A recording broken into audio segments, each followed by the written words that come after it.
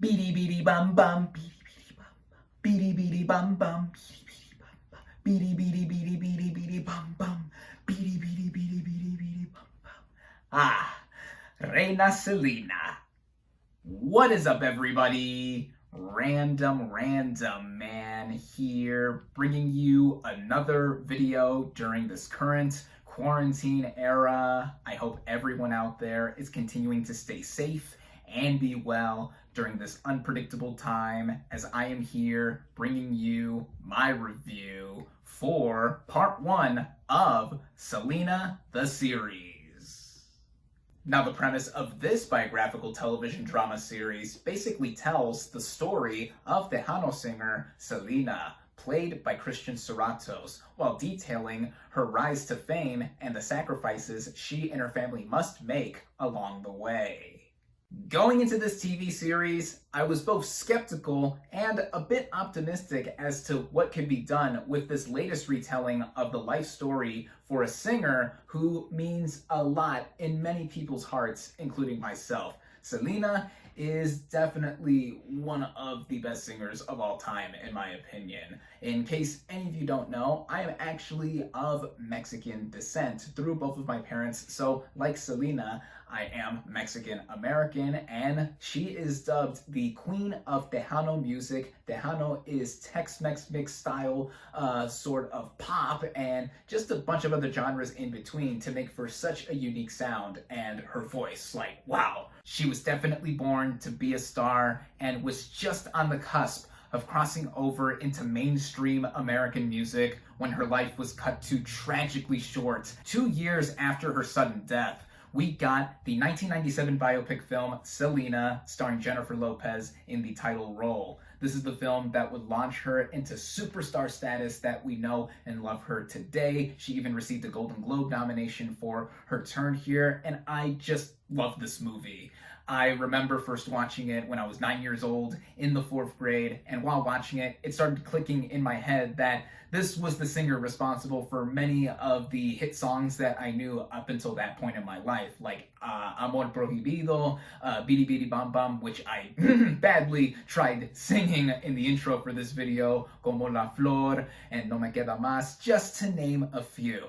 So in my head, when it was first announced a couple years ago by now, I believe, that this new retelling of Selena's life story would be told through a series on Netflix, I thought to myself, wasn't the movie already enough and a pretty well-told rendition of what her life was up until, like I said, her life was tragically cut short? And when I thought about it more, I was still willing to give this series a chance because there was going to be the possibility of seeing more detail of her life that the movie was not able to show in a matter of 2 hours. So with that, earlier today, I just finished watching the series and getting right into the cast and their performances. We have Christian Serratos in the title role of Selena Quintanilla Perez. I actually knew and liked Serratos in the stuff that I seen her in prior to this new series. She played Susie Crabgrass on Ned's Declassified School Survival Guide on Nickelodeon. She was the main crush to the title character there. And for the time that I watched The Walking Dead, I remember her as Rosita on that show. So I was familiar with her prior to becoming Selena, and there was some criticism put onto Serratos in taking on this role for apparently not looking enough like Selena herself in real life. First off, I would say that it's very hard to find someone who looks very close or exactly like someone that is being portrayed in a biographical project. J-Lo had similar criticism being put on her in playing Selena back in 1997, and for the fact that she's Puerto Rican, and how dare a Puerto Rican actress be cast as someone who's Mexican American. Regardless of all of that, for Serratos in this series, I thought that she did a serviceable job playing Selena. What I liked most about her performance here is that she didn't try to do a complete impersonation or imitation of the singer. She did try to get her mannerisms and a similar accent to Selena's down, but that's about as far as I would say that she went. She did some of her own singing in the show, according to an interview that I had watched with her. Whenever it is a performance scene, though, it is the actual Selena's vocals being used there. The rest of the main cast here, I thought mostly did well as well.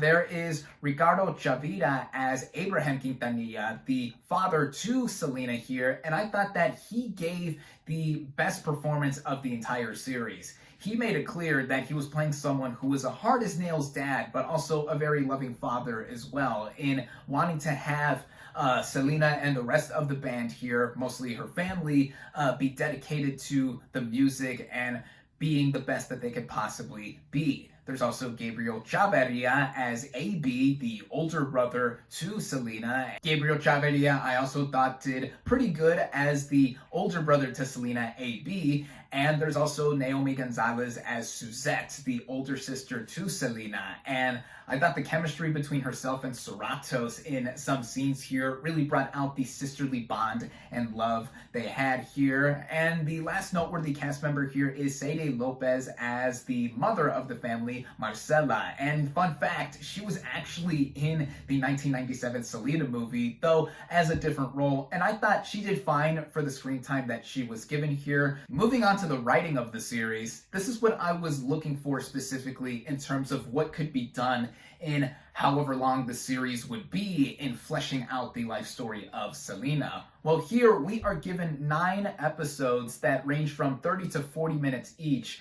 And within the first episode, we do see a bit of Selena's childhood. Here she is played by Madison Taylor Baez, quite well actually too, and she's got quite a voice on her as well. And we just see the early inklings of what this band, initially called Selena y los Dinos, would be in how they are rising to the top on the Tejano music scene. And for the first few episodes, I would say, as with the series overall, it is pretty bingeable. I think that in learning some of the details that some of we didn't initially know, even if you had watched the 1997 movie, was good to see. And most of all, what I can give the biggest praise to for this series conceptually is that it affectionately emphasized the family unit that everyone here involved had in not just being a family, but also in being a band together. The older brother of Selena, AB, was the mastermind behind a lot of the songs that were written for her. Suzette being a drummer here when it wasn't very common back then for women to be drummers in a band. And Selena showing off her passion for fashion. And my favorite sequence of the entire series is in the 3rd episode, I believe, which involves Selena, her mom, and her sister making an outfit. And it's intercut with scenes of AB and Abraham trying to make deals so that they can get their foot in the door so that the band can go on to the next step and hopefully get more prominence in landing a record deal and just making more music. That is what I enjoyed the most about this series. Once the series gets past its halfway point, though, I felt that it was slugging along and really trying to stretch out as much as it could, even though it was already going to be 9 episodes in length in total. For a part 1 of a series, mind you, this is the first of a 2-parter series, and this mainly has to do with the development of the character Chris Perez, who was teased at in some of the episodes and then later became a supporting character in the last 3 specifically, I think. And with that, his portrayal by Jesse Posey I thought was fine, and for those that don't know, he would eventually become the main guitarist of Selena y los Dinos and eventually the love interest to Selena in real life. And with that, I thought the development there was really undercooked. The chemistry I felt was rushed in having them become a couple, especially when the series was already going to be halfway done. Some have speculated that this is because the real-life Chris Perez was not involved in the making of this series like the other members of the Quintanilla family were. And Abraham Quintanilla was actually an executive producer on the 1997 Selena film. But the influence of the Quintanilla family is felt here because of how tightly they are dedicated in preserving the brand of hers, and also frankly, milking it for all it's worth as they have done for the past quarter of a century. But anyway, setting that aside, by the time I got to the end of the series, with the 9th episode ending on a cliffhanger, which is clearly going to get picked up on whenever we get part 2, I felt that the series didn't utilize its time well in expanding upon the early days of Selena and her family/band, because there was a lot of time dedicated to other members of the family too, which again, I welcomed to see a lot of them not just be sidelined as supporting characters and given their time, but that ended up making Selena herself come off as a secondary character at times, despite how important certain actions were and other details within her life story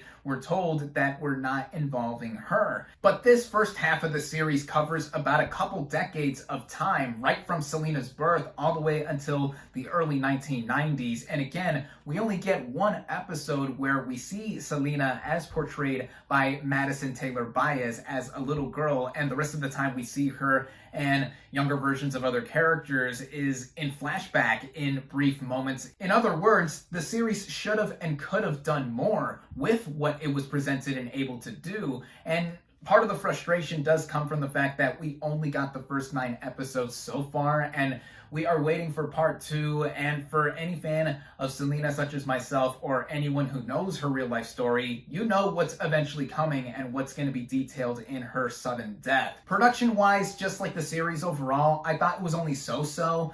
I did like a lot of the looks that Selena had that were clearly made by her within the series. Her makeup, some of the hair was a bit questionable, but a lot of the show did take place during the 1980s, so crazy hair that was full of hairspray was the trend, I guess, back then, with a lot of wigs being used here and there. There were certain moments that I did feel like the show's budget was creakingly showing itself. Like, for example, sequences whenever we are in moving vehicles show obvious green screens on the side, but I did feel that certain moments of the show were well helmed behind the camera. Like whenever we got to see a performance of Selena on stage, I thought those were plotted and handled well. Whenever we get to hear some of the classic music of Selena, that is always a delight to be able to engage with. Overall, I feel that the series thus far is a mediocre missed opportunity to expand on the life story for the late legend of Selena.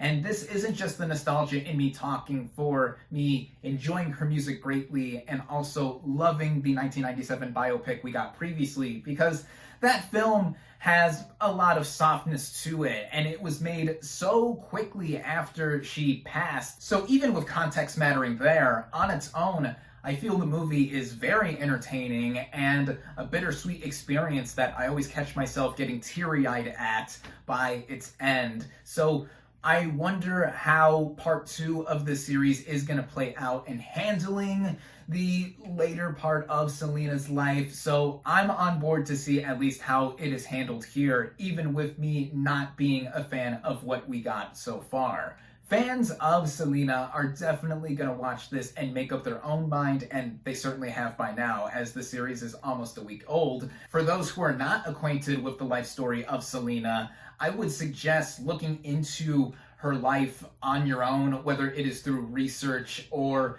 even watching the 1997 film before getting into this rendition of her story being dramatized. So with all of that being said, I would say make up what you will and decide for yourself when watching the show.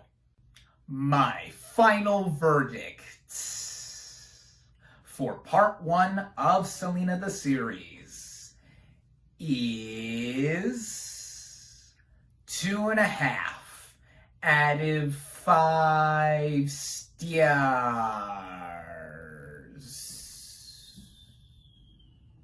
Thank you all, as always, for watching. Be sure to like this video, comment on what you thought of part 1 of Selena the series, social media links in the description, subscribe to my channel for more, and I'll catch you on the next movie review.